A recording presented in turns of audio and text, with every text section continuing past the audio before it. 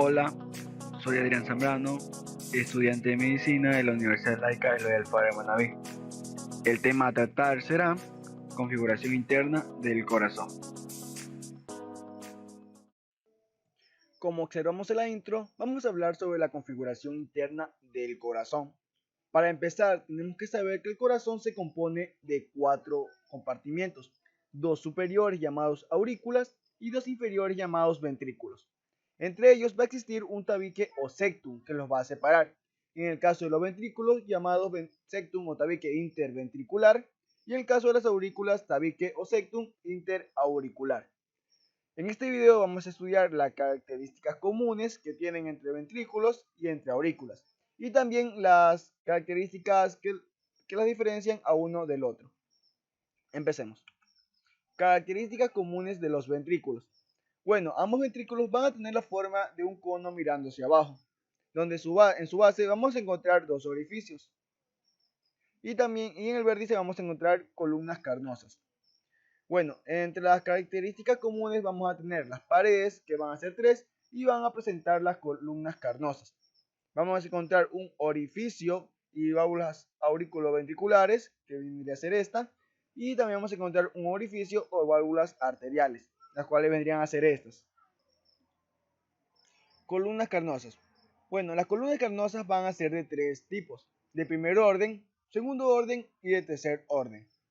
En esta imagen vamos a observar las de primer orden, las cuales esquemáticamente tienen la forma de un cono truncado. En su base o extremo inferior van a estar adheridas a la pared del ventrículo, mientras que de su extremo superior se van a insertar las trabéculas carnosas. Algo que tenemos que tener claro y tener en cuenta es que cuando las columnas carnosas de primer orden ya están bien desarrolladas, se les denomina músculos papilares o también pilares del corazón. Columnas carnosas de segundo orden. Muy bien, las columnas carnosas de segundo orden va a ser esta que estoy señalando ahora mismo.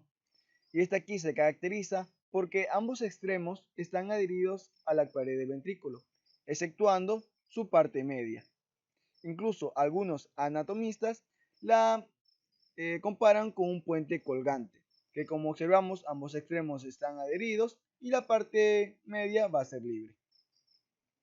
En esta misma imagen podemos observar a las trabéculas de columnas carnosas, de tercer orden, las cuales van a ser esta que podemos observar aquí, incluso se pueden observar en la parte de acá. Esta aquí se diferencian o se caracterizan porque tanto sus dos extremos como su parte media va a estar adherida a la pared del ventrículo, como formando parte de ella. Orificios y válvulas auriculoventriculares. Por cierto, si en la imagen anterior no se lograba apreciar muy bien a las columnas carnosas de tercer orden, aquí en esta imagen sí se lo puede hacer. Como vemos, sus dos extremos y su parte media está adherida a la pared del ventrículo. Se puede observar aquí, aquí y aquí. Bueno, siguiendo. Orificios y válvulas auriculoventriculares. Como su nombre lo indica, auriculoventriculares, que quiere decir que va a comunicar a la aurícula con el ventrículo correspondiente. Aquí también vamos a encontrar el aparato valvular, donde vamos a ver 3 elementos: a un anillo fibroso, velos valvulares o también conocido como valvas, y a las cuerdas tendinosas. Anillo fibroso, también conocido como círculo calloso de Haller. Bueno, aquí vamos a ver que se va a insertar, o mejor dicho, va a rodear a todo el orificio auriculoventricular. A él se van a insertar los velos valvulares, o también conocido como valvas. En caso de ser el lado derecho, van a ser 3 valvas, y se la va a denominar válvula tricúspide. En el caso de ser el lado izquierdo, van a ser 2 valvas, y se la van a conocer como nombre, como válvula mitral o válvula bicúspide. Bueno, siguiendo, estos velos valvulares o valvas van a tener 2 tipos de borde: un borde adherente, señalado de color morado, y un borde libre, señalado de color verde. Entre el borde adherente, que como podemos observar, este sería el anillo fibroso, van a estar en relación, y entre los dos van a formar un surco, llamado surco perivalvular, y entre las valvas mismas van a formar el borde libre. Vamos a ver aquí. Entonces, borde adherente, borde libre. Estas valvas a la vez van a tener dos caras, una cara auricular y una cara ventricular. Mucho ojo con eso. Van a tener dos caras y dos bordes, una cara auricular y una cara ventricular. Las cuerdas tendinosas. Igual que las columnas carnosas, las cuerdas tendinosas van a ser de tres tipos: primer orden, segundo orden y de tercer orden. Bueno, como podemos observar en la imagen de acá, las cuerdas tendinosas de primer y segundo orden van a tener el mismo origen, el pilar del corazón o columnas carnosas de primer orden. Ojo que se la puede denominar así también. Bueno, ahora, ¿cómo diferenciar a las de primer y de segundo orden si su origen es el mismo? Pues bien, las de primer orden, señaladas aquí de color rojo, se van a insertar en el borde libre de las valvas, mientras que las de segundo orden se van a insertar en la pared, perdón, en la cara ventricular de las valvas. Podemos observar entonces la de primer orden en el borde libre, las de segundo orden en la cara ventricular de las valvas. Ahora, las de tercer orden. Las de tercer orden van a ser fáciles de diferenciar, ya que estas, digamos que empiezan, entre comillas, empiezan desde el anillo fibroso y van o se dirigen hacia la pared ventricular también de las valvas. Bueno, aquí está señalado de color rojo, la de primer orden, la de segundo orden de color verde y las de tercer orden de color azul. No hay pérdida. Orificios y válvulas arteriales. Bueno, primero que nada tenemos que saber que al ventrículo derecho le corresponde el orificio arterial pulmonar, mientras que al ventrículo izquierdo le corresponde el orificio arterial aórtico. Muy bien. Cada uno de ellos, de estos orificios, mejor dicho, de estas arterias, van a tener tres cositas en forma de círculo, si podemos observar aquí, conocidos como válvulas sigmoides o válvulas semilunares. Bueno, para entender esta imagen tenemos que saber que acá va a ser anterior y acá va a ser posterior. Entonces, el orificio pulmonar va a ser anterior al orificio aórtico. Muy bien. En caso de estar hablando de la arteria pulmonar, las válvulas semilunares van a ser una anterior y dos posteriores. Y en caso de la arteria aorta van a ser dos anteriores y una posterior. Otra cosa que acá diferencia a las válvulas semilunares de la arteria pulmonar de la aorta, van a ser que de las dos válvulas semilunares anteriores van a nacer las arterias coronarias. Muy importante ese dato. Bueno, vamos a empezar a hablar de las válvulas semilunares. Estas válvulas semilunares van a tener dos caras. Una cara axil, la cual corresponde a la luz del vaso, y una cara parietal, la cual va a tener relación o va a estar en relación a la pared. Van a tener dos bordes, un borde adherente, el cual, como su nombre mismo lo indica, va a estar adherida a la pared de la arteria que le corresponde, y un borde libre, el cual va a estar en relación con las otras válvulas semilunares. Ahora, mucho ojo con el siguiente dato. Esto en la parte media del borde libre de cada una de las válvulas, de las válvulas semilunares, vamos a ver que va a haber un pequeño engrosamiento fibroso. A eso se lo conoce, aquí va a haber una diferencia. En caso de estar hablando de la arteria pulmonar, se lo va a conocer como nódulos de Morgani. Y en caso de estar hablando de la arteria aorta, se lo va a conocer como nódulo de Arancio. Mucho ojo con esa diferencia, es muy importante. Ahora, el resto del borde libre va a ser extremadamente delgado, y a esto se lo conoce como lúnula. Mucho ojo con eso. Entonces, en la parte media va a haber un engrosamiento y el resto del borde libre va a ser extremadamente delgado. Bueno, me olvidé de decir también que, como podemos observar aquí, esta flecha está señalando a este espacio, ¿sí o qué? A este espacio se denomina como seno de Valsalva. Mucho ojo con eso. Y este espacio se da entre la cara parietal y la pared del ventrículo. En caso de estar hablando de la arteria aorta, Este seno de Valsalva se lo conoce, va a dar origen a la arteria coronaria. Lo podemos ver aquí.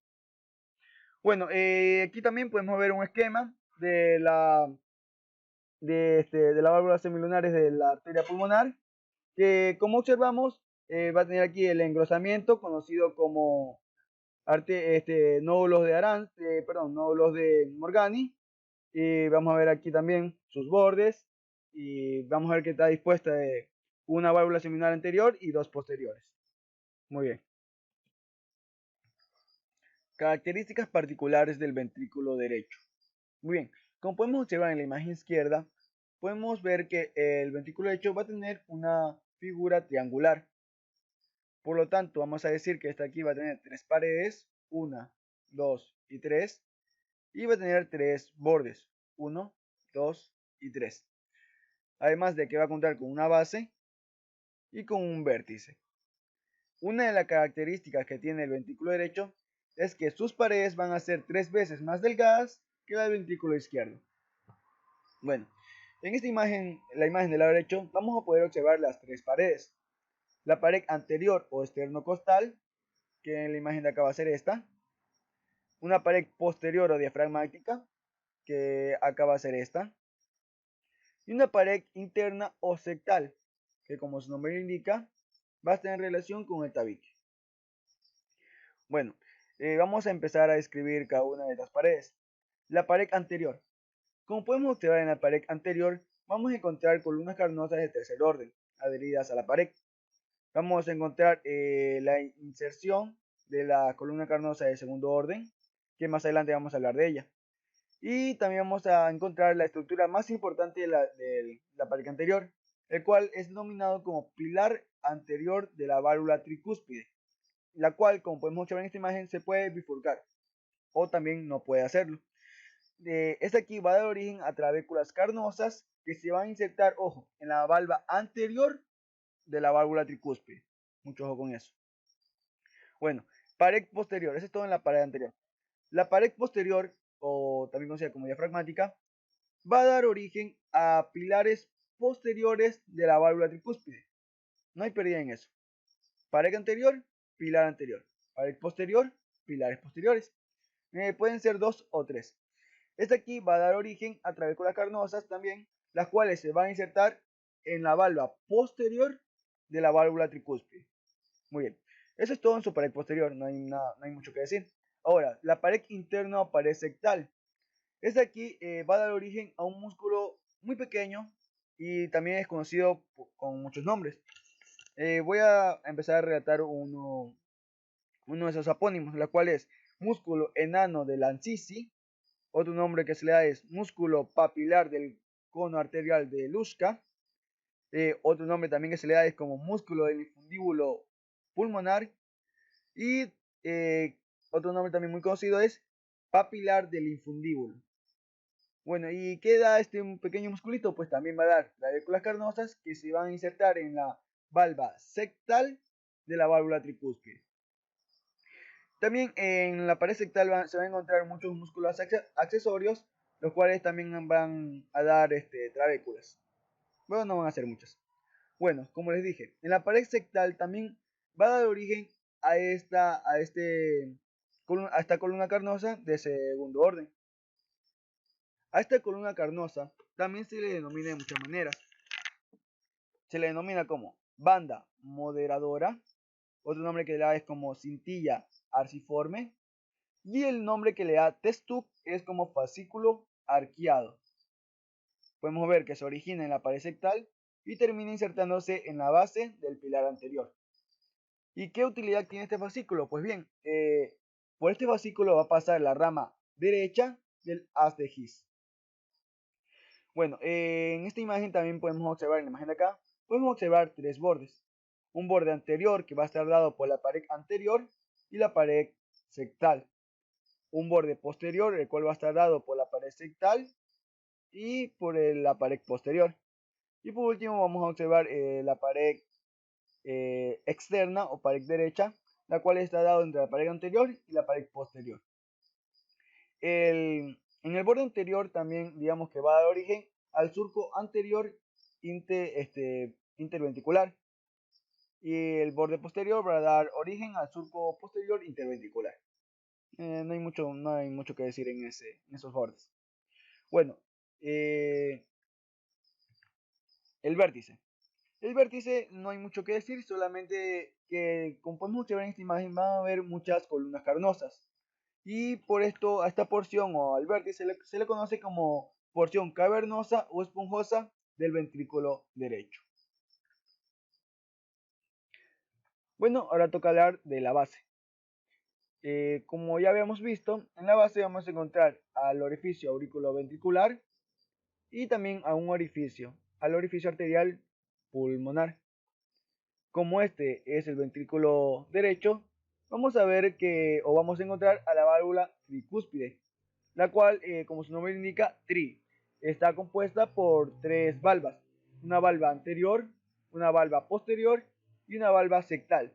Si se dan cuenta, no hay pérdida porque el nombre de las valvas está dado por las paredes. Cada una de estas valvas va a tener su propio pilar. En caso de ser la valva anterior, al pilar anterior. En caso de ser la valva posterior, al pilar posterior. Y la valva sectal va a tener a su propio pilar sectal, o que también es conocido como músculo enano de Lancisi. Acuérdense de eso. Bueno, también podemos observar que la válvula tricúspide va a tener su anillo fibroso, también conocido como círculo calloso de Haller, y también va a tener su borde libre y su borde adherente. Bueno, eso ya fue explicado en lo que era el orificio auriculoventricular. Bueno, también vamos a encontrar el orificio arterial pulmonar con sus válvulas semilunares, que podemos encontrar aquí, una anterior y dos posteriores. Acá podemos observarla aquí. Si recordamos, vemos aquí que tiene su borde libre en la parte media que había. Bueno, estaba el nódulo de Morgani. Y también hacia los lados vamos a encontrar las lúnulas. Tenemos que acordar en eso. Es muy importante. Bueno, no hay mucho más que nombrar. Bueno, algo que sí es importante es que aquí vamos a encontrar a una zona atrabeculada. Esta zona va a estar dada entre la cavidad ventricular y el orificio de entrada de la arteria pulmonar. A esto se lo conoce como zona del infundíbulo. De esta zona del infundíbulo, como ya le dije, va a ser lisa, va a dar origen o se va a extender una columna carnosa de segundo orden, denominada cresta supraventricular de His. Ojo, se la conoce como cresta supraventricular de His. También se le conoce como espolón de Wolf y también algunos le dan el nombre como arco muscular superior de Parchapé. Mucho ojo con eso. Esta aquí se extiende, como les dije, de la zona del infundíbulo hasta la pared anterior, pasando, como vemos aquí, pasando por la parte superior del músculo enano de Lancisi, que va a ser este. También podemos ver que inferior a este músculo vamos a encontrar a un orificio denominado como fosita subinfundibular. Bueno, en este corazón, en esta imagen podemos observar también aquí al pilar anterior, al pilar sectal o músculo enano de Lancisi, y acá a lo lejos se puede observar los pilares posteriores. Muy bien, eso sería todo en cuanto a la base y el ventrículo derecho. Bueno, características particulares del ventrículo izquierdo. Desde este punto de vista, se podría decir que el ventrículo izquierdo tendría una forma circular. Sin embargo, se le ha dado para su mejor estudio, tres caras, o tres paredes, una pared anterior, una pared posterior y una pared interna o sectal. Se le ha dado una base, la cual está en la parte superior, y un vértice en la parte inferior. Paredes. Bueno, como ya había nombrado, el ventrículo izquierdo tiene tres paredes, una pared anterior, una pared posterior y una pared interna, que no se logra observar muy bien. En la pared anterior vamos a encontrar a las columnas carnosas de tercer orden, las cuales van a estar adheridas, como podemos observar.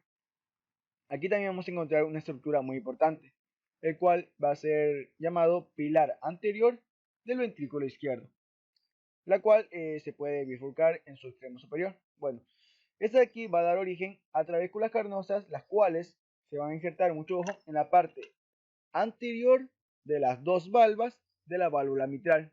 Recordemos que estamos en el lado izquierdo, por lo tanto va a ser la válvula mitral.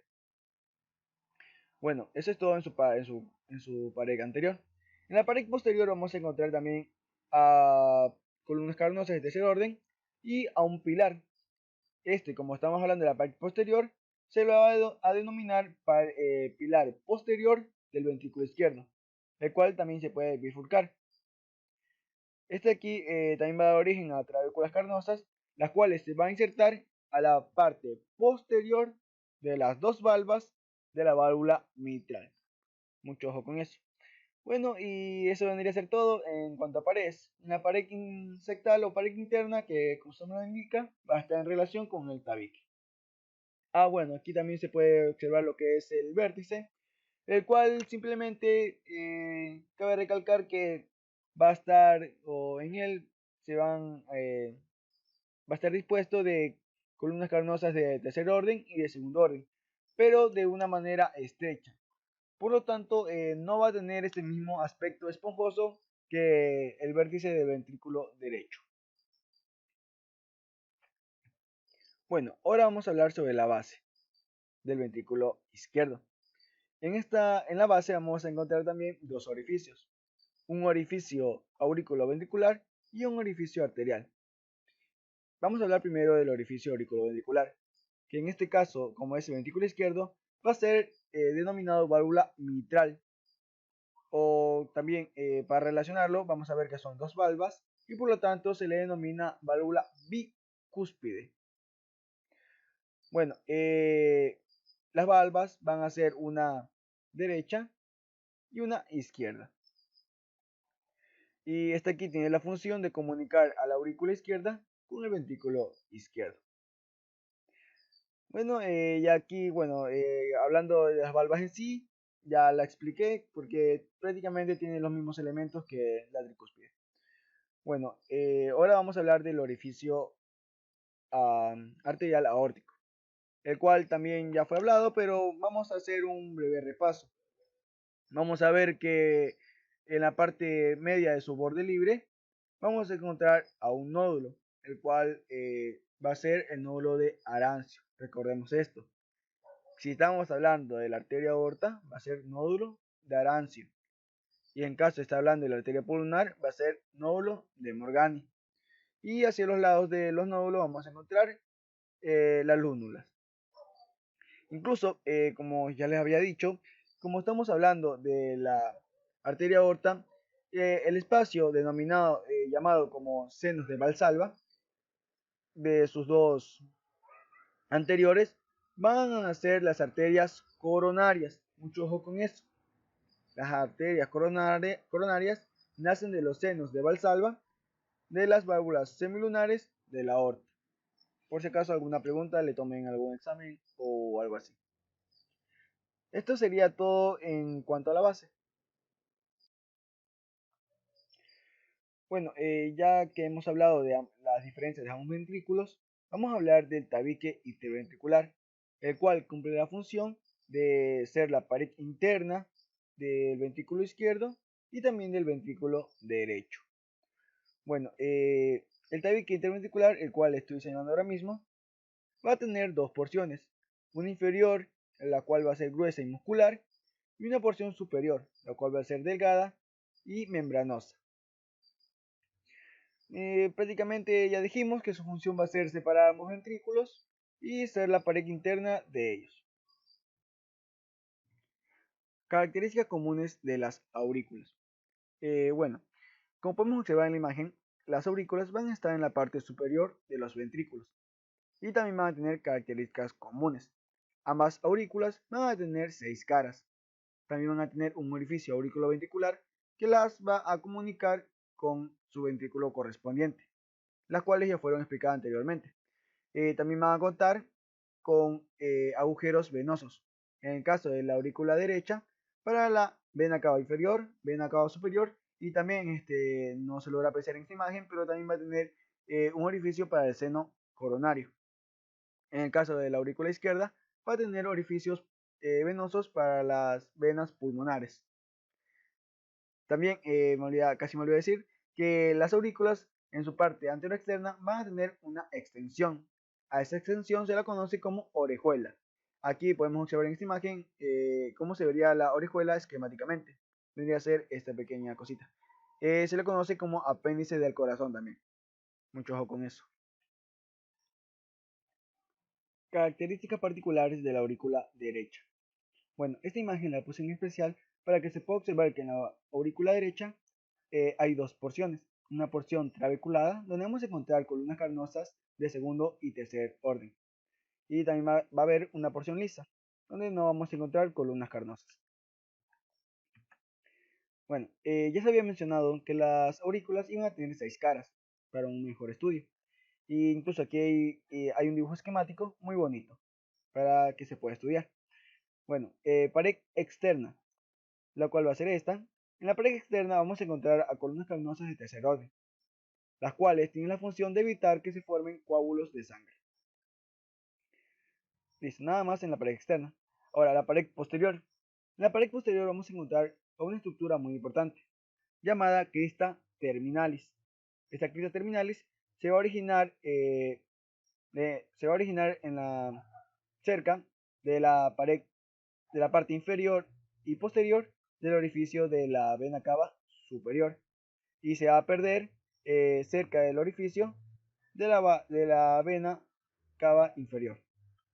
Bueno, a lo largo de la crista terminalis vamos a encontrar que en la parte superior se va a encontrar el nódulo sinusal, que va a ser el marcapaso del corazón. Ahora, en la parte media de la pared posterior se va a encontrar un engrosamiento de la crista terminalis. A este engrosamiento se le denomina tubérculo intravenoso o de Lower. ¿Y qué función tiene este tubérculo? Pues bien, como podemos observar aquí en este dibujo esquemático, la sangre vendría a desembocar por el orificio de la vena cava superior y también vendría a desembocar por el orificio de la vena cava inferior. Y lo que hace este tubérculo es evitar que ambos flujos choquen. Listo.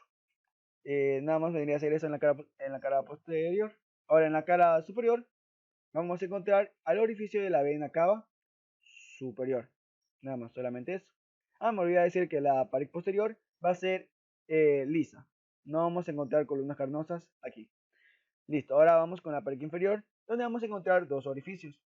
Uno conocido como el orificio de la vena cava inferior, con su valva correspondiente.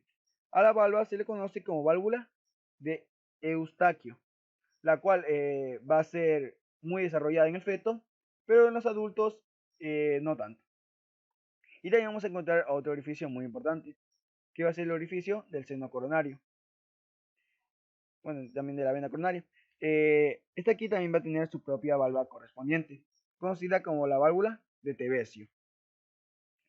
Listo. Pared interna. En la pared interna vamos a encontrar una pequeña depresión, denominada fosa oval, que si nos vamos a su origen embrionario, se la va a denominar agujero oval, el cual tenía la función de comunicar a la aurícula derecha con la aurícula izquierda. Muy bien. Bueno, como ya les dije, después del nacimiento ya se le conoce como fosita oval, ya que se tapa. Alrededor de la fosita oval vamos a encontrar un anillo. A este anillo se le denomina como anillo de Bussex. Bueno, eso es todo en su pared interna. En la pared anterior, vamos a encontrar al orificio aurículo ventricular, que como es el lado derecho y como podemos observar en esta imagen va a tener 3 valvas. Por lo tanto va a corresponder a la válvula tricúspide, que ya fue estudiada. Bueno, aquí se puede ver, puse la imagen otra vez para que podamos estudiar o relacionar las paredes. La pared anterior, que es donde se va a encontrar la válvula tricúspide. La pared superior, donde se va a encontrar el orificio de la vena cava superior. El orificio inferior, donde vamos a encontrar a dos orificios, el orificio de la vena cava inferior y el orificio del seno coronario. Vamos a encontrar una pared posterior que no se logra apreciar mucho aquí, pero va a estar en la parte de acá. Y vamos a encontrar una pared externa, que vendría a ser esta, la cual es trabeculada. y vamos a encontrar una pared interna o septal, que vendría a ser esta. Bueno, entonces pared superior, pared inferior, pared anterior, pared externa, pared posterior y pared interna. Nuevamente explicado, para que no haya pérdida. Bueno, características particulares de la aurícula izquierda. Bueno, como podemos observar, la aurícula izquierda va a tener la forma de un saco alargado.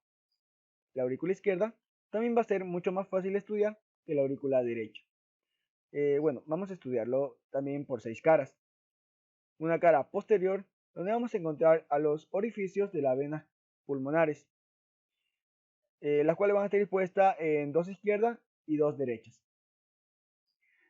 Bueno, vamos a encontrar también una pared superior, la cual va a ser el techo de la aurícula izquierda. Una pared anterior, donde vamos a encontrar al orificio auriculoventricular, que va a comunicar a la aurícula izquierda con el ventrículo izquierdo. En este caso, este orificio auriculoventricular va a tener 2 válvulas. Por lo tanto, ya sabemos que va a ser la válvula mitral o la válvula bicúspide. Muy bien. Una pared interna, que va a ser esta de aquí. Esta aquí va a ser la pared interna, donde vamos a poder observar desde el punto de vista izquierdo a la fosita oval. Esta fosita oval ya no va a tener al anillo fibroso de Busens, sino que va a tener a una válvula, a la válvula conocida como válvula interauricular de Parchapé. Entonces, a la fosa oval, vista desde el lado derecho, va a estar rodeado por el anillo de Busens, y vista desde el lado izquierdo, va a llamarse válvula interauricular de Parchapé. Listo. Y bueno, su pared inferior y su pared externa no hay mucho que nombrar. Eso sería todo en lo que es la aurícula izquierda. Bueno, tabique interauricular. En el tabique interauricular prácticamente se puede decir lo mismo que se dijo del tabique interventricular. Prácticamente va a servir para separar a la aurícula derecha de la aurícula izquierda. Además que también va a formar la pared interna de cada una. Incluso en esta imagen también se puede observar cómo están dispuestas las venas pulmonares en 2 derechas y 2 izquierdas. Se ve aquí al orificio auriculoventricular. Bueno, esto debería ser todo ya en lo que es ventrículos y aurículas. Bueno, ahora vamos a hablar de la circulación mayor y circulación menor. Como podemos observar en este esquema, el cual es muy bonito y esquemático, se puede observar la circulación menor, o también conocida como circulación pulmonar, que es más pequeña que la circulación mayor, también conocida como circulación sistémica. Bueno, empecemos. Por cierto, me olvidé decir, aquí se logran apreciar las 4 cámaras del corazón, las 2 aurículas y los 2 ventrículos. Entonces, todo empieza en el ventrículo izquierdo, el cual por contracción del miocardio expulsa la sangre oxigenada a través de las válvulas aórticas, sube por la arteria aorta, al callado de la aorta y finalmente al resto del organismo, llevando sangre oxigenada. Esta sangre oxigenada a través de las redes capilares se convierte en sangre desoxigenada. Esta es llevada por las venas a la aurícula derecha. Bueno, la aurícula derecha recibe la sangre desoxigenada por la vena cava superior y la vena cava inferior. La aurícula derecha expulsa, o mejor dicho, la sangre desoxigenada sigue su trayecto a través de la válvula tricúspide y llega al ventrículo derecho, el cual por acción mejor dicho, por la contracción del miocardio, expulsa la sangre desoxigenada por las válvulas pulmonares. Esta aquí sigue su trayecto por la arteria pulmonar. Bueno, hasta el ventrículo derecho sería la circulación mayor. Bueno, una vez que la sangre pasa por la válvulas pulmonares, perdón, empieza la circulación menor. Bueno, como ya dije, va por la arteria pulmonar y finalmente llega a los pulmones. En los pulmones, por un proceso llamado hematosis, la sangre desoxigenada se convierte en sangre oxigenada. Bueno, esta sangre oxigenada sale de los pulmones por las venas pulmonares, las cuales desembocan en la aurícula izquierda. Esta sangre oxigenada en la aurícula izquierda desciende o sigue su trayecto a través de la válvula mitral y llega al ventrículo izquierdo. Ahí terminaría la circulación menor. Bueno, aquí ya estaría explicado cómo circula la sangre en todo el organismo y terminaría mi exposición. Gracias.